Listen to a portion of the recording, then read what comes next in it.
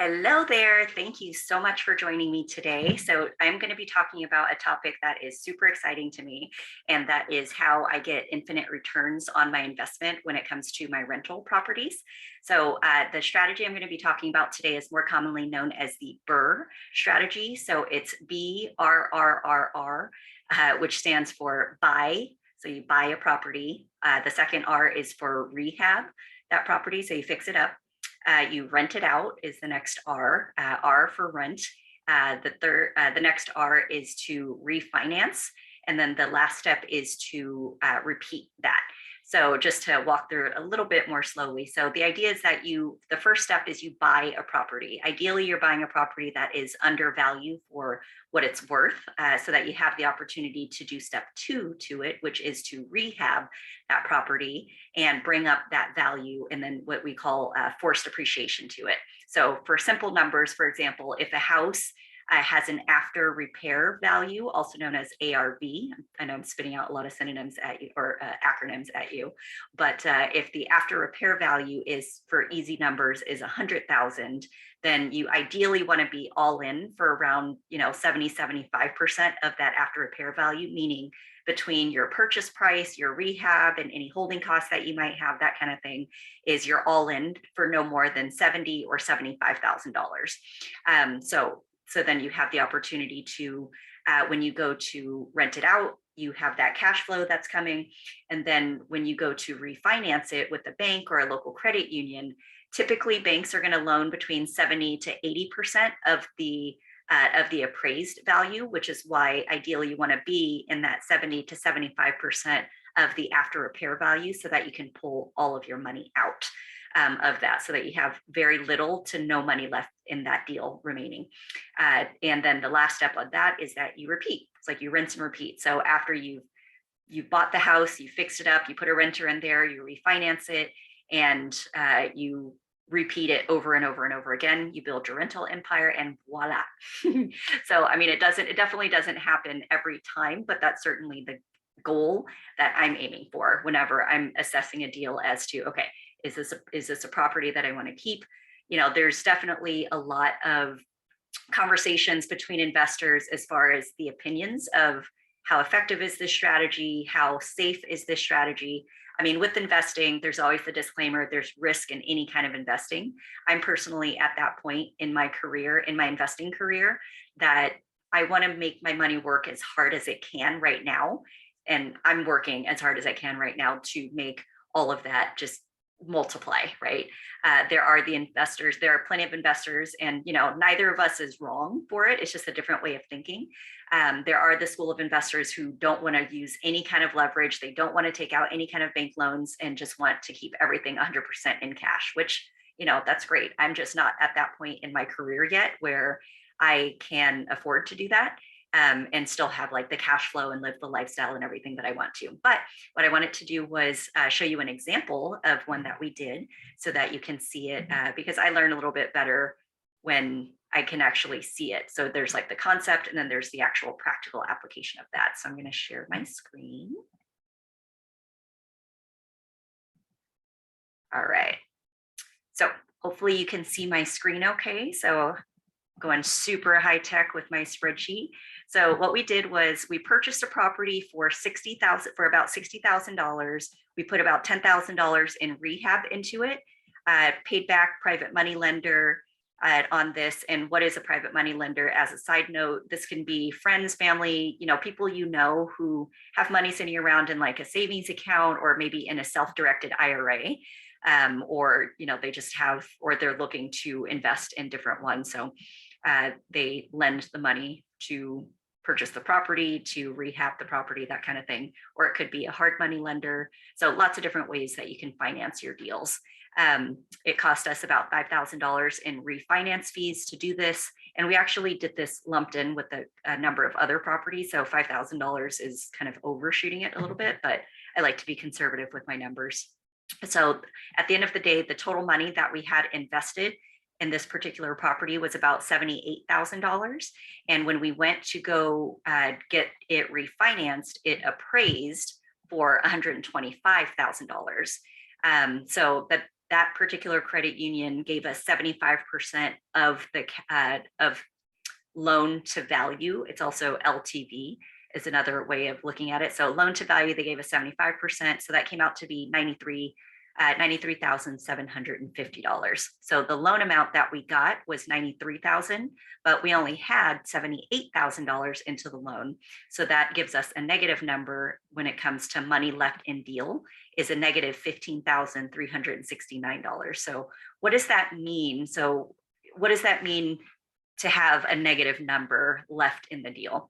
So typically you, like if I put $78,000 into it, but I got all of that back, and then I got an extra $15,369, $369,000, or no, sorry, $15,369 back. So the loan is larger than the money that I have invested in that. So depending on the investor you talk to, some people will call that a profit. Some people will call that income. Some people will call that free income. It's still borrowed money at the end of the day, but it is, so for those people who do see it as a form of income or a form of profit, it's tax-free profit or tax-free income, because at the end of the day, the IRS views it as a loan because it is a loan.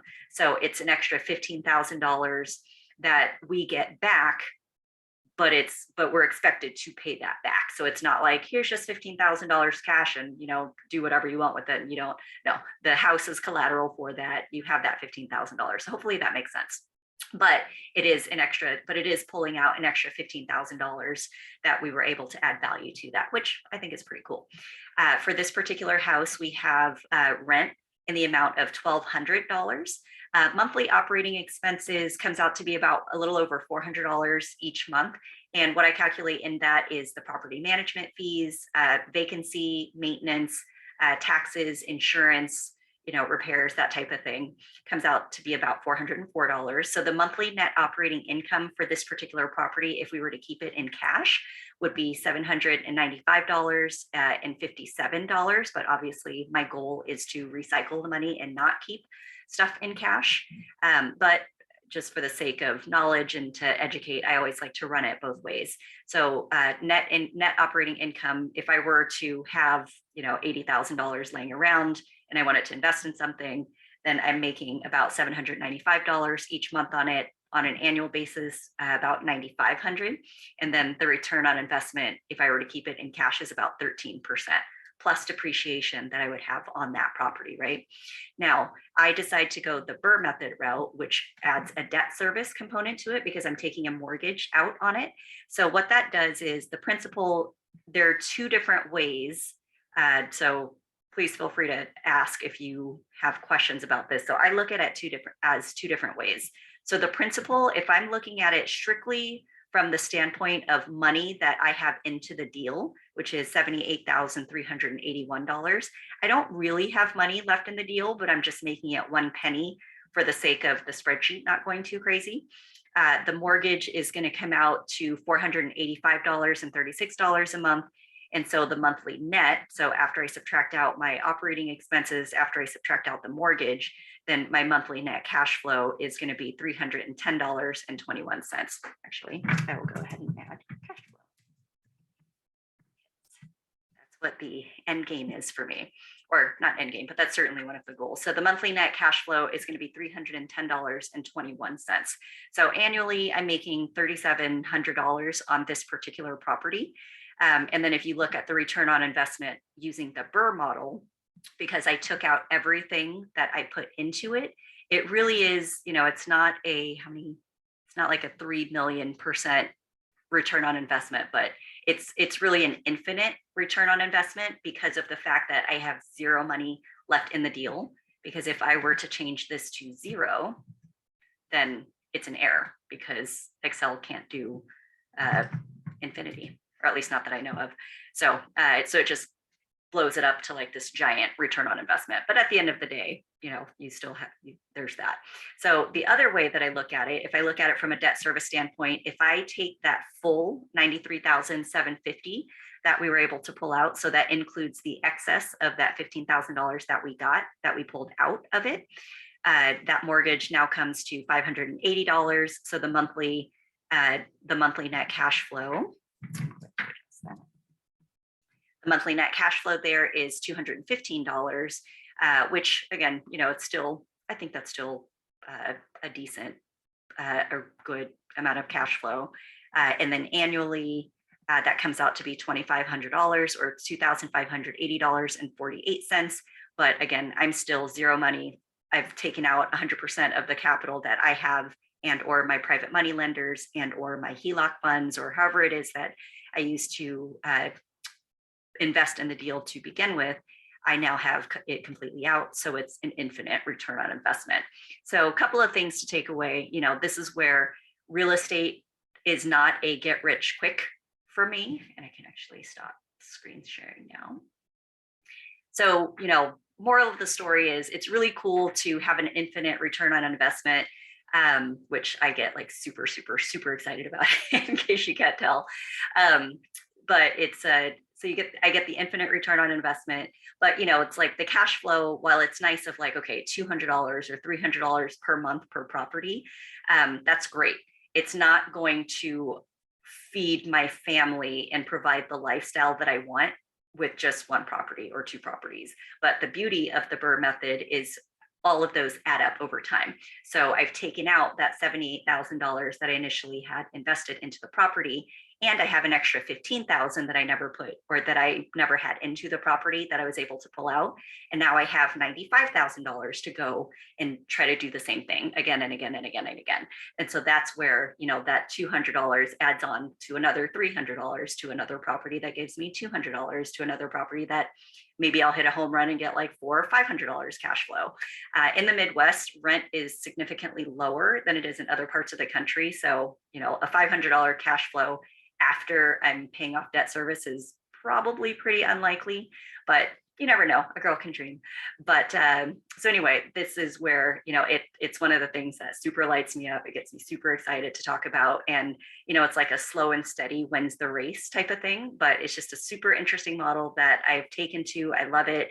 I have not hit it with every single deal that we've done, but I'm certainly getting better at it. So and one of the reasons that I haven't hit it with every one that I've done is in the early days of me learning to do this was I would overestimate the after repair value because I wasn't good at doing, comps, meaning how much is this house going to be worth after I fixed it up, right? And or I underestimate the cost of the rehab. So I think the rehab is going to cost $20,000 and then surprises come up and then other things and that and that, and then the rehab ends up being 25,000 or even 30,000, or, it just gets up. So if my ARV is too high and then my rehab cost is too high, that will just mess up the whole thing. And then I end up having more money left in the deal. But at the end of the day, hopefully I'm still getting properties at a discount that I was able to add value to and doing all of that. So anyway, hope you find that helpful. A book, I have it in front of me, but I don't know if it's going to show up. Hey, it works. Okay. So a book that I used or that I read that helped teach me about this is by David Green. He's a host on the Bigger Pockets. If you're not aware of Bigger Pockets, it's a great resource to check out. It's free. They've got like a great community and things like that, but it's called Buy, Rehab, Rent, Refinance, and Repeat. So it's the BRRRR rental property investment strategy made simple. So they have it on audiobooks, which, I loved. I listened to it on audiobooks, but I wanted the hard copy version as well. But it's a good resource. It's a good strategy. And again, whether you do one a year, one a month, one every couple of years, it's just a great, in my opinion, great opportunity to build that wealth, build that portfolio. And, and I haven't even talked about all the other benefits of owning rental real estate. But anyway, this video has probably gone on pretty long, so I'm going to call it. Thank you for watching. Bye. Hopefully you found value.